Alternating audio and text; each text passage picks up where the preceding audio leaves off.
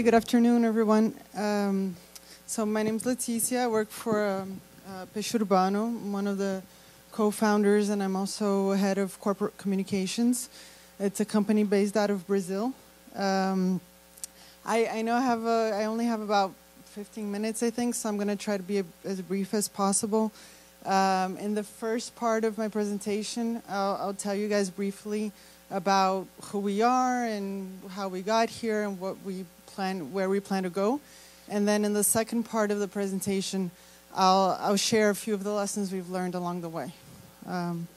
Hopefully some of those lessons can be helpful. So to give a little bit of context, and I'm sure you guys are working with Latin America, you know the market is booming over there. Digital market is booming in Brazil. Online sales have grown by more than 50% since we launched in 2010. There are roughly 80 to 85 million internet users in Brazil and more than 40 million e-consumers. And those numbers keep growing. Social networks are also booming in Brazil. Brazil is the second country in the world in terms of Facebook users. And we're behind only the US and growing at a much faster pace. So a lot of things are happening right now in Latin America and especially in Brazil. So this is the scenario we found in 2010 when we launched Peixe Urbano.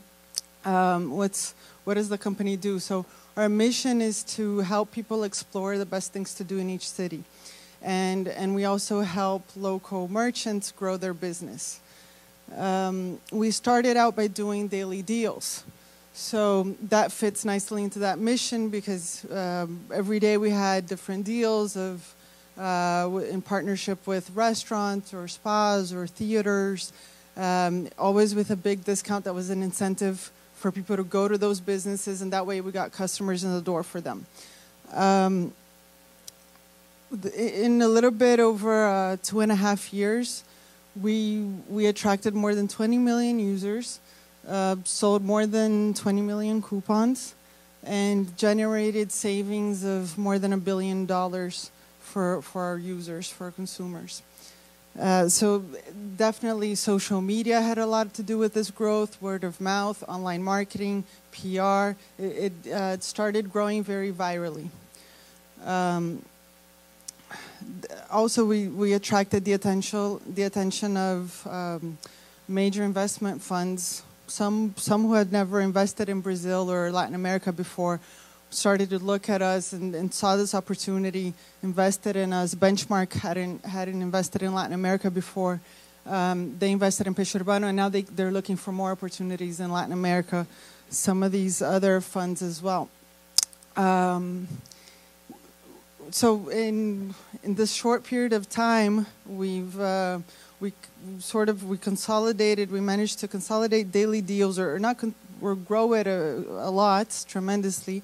And we've already started to enter new segments, like delivery and online reservations, all of which fit into that vision that we had in the beginning, that mission of helping people explore the best things to do in the city.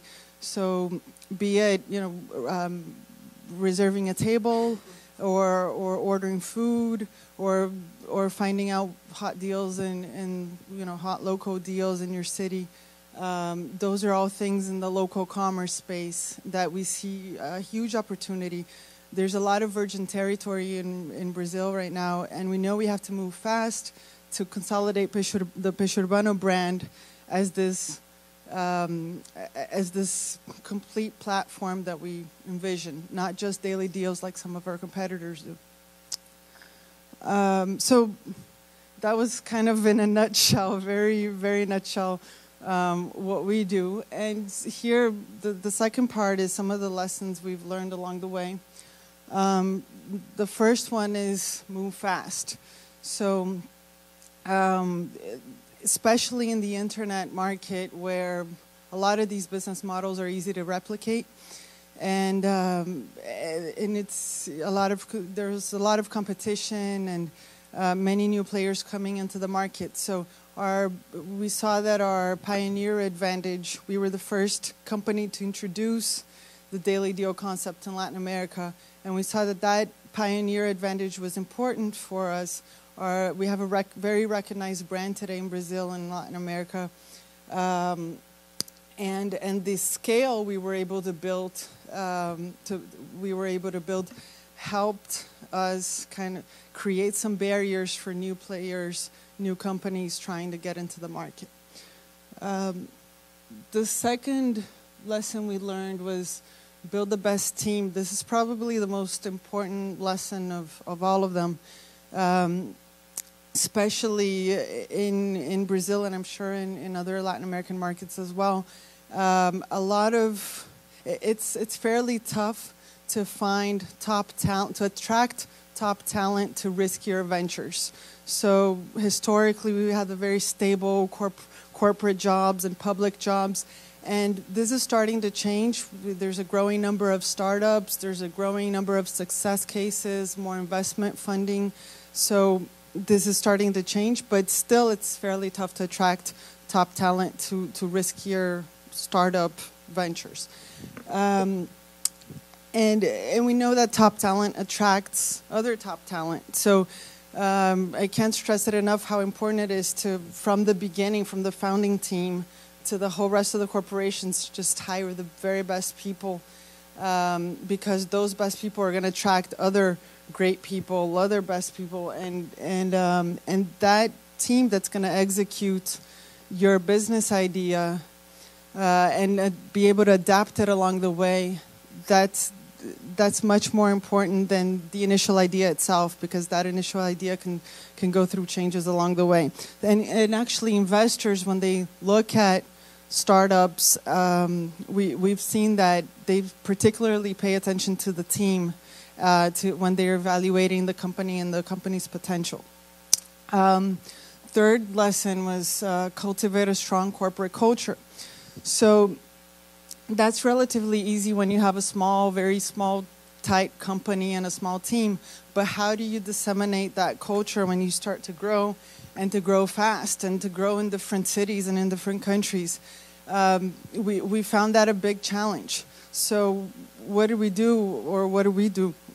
We have periodic company-wide talks. We have company-wide events. We even have training and development program called Peixe that has trainings and lessons. We have speakers coming from outside. We have a lot of these activities that bring people together.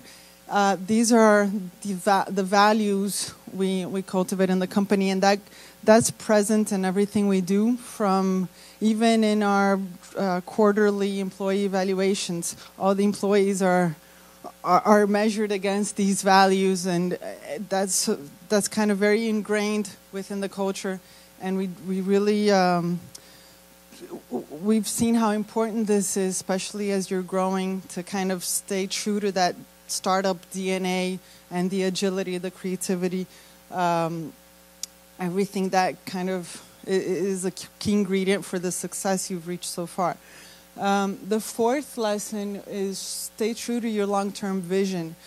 So while it's important to be able to be willing and able to adapt strategies and tactics along the way, it really helps to have some sort of guiding star that's your company vision, to help you decide what to do, what not to do, and kind of the order to do it in. So in our case, our company vision of becoming that complete platform where people can go to decide what to do in the city, that helps us decide which new segments to go into. So delivery and reservations and what makes sense. There are plenty of opportunities in the market. We can't start going out in every direction. So having a very strong mission and vision, well-defined, has been very helpful, which leads me to my next slide, which is how important it is to have focus and to set priorities.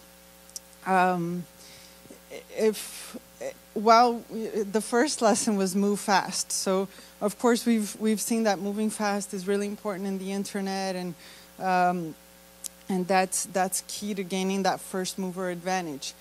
But we've also learned that you can't try to do everything at once. So the key here is to move fast, but to go step by step.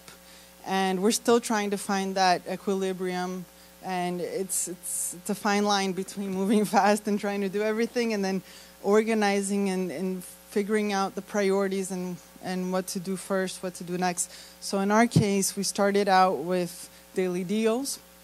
Now we're expanding our delivery platform in major cities.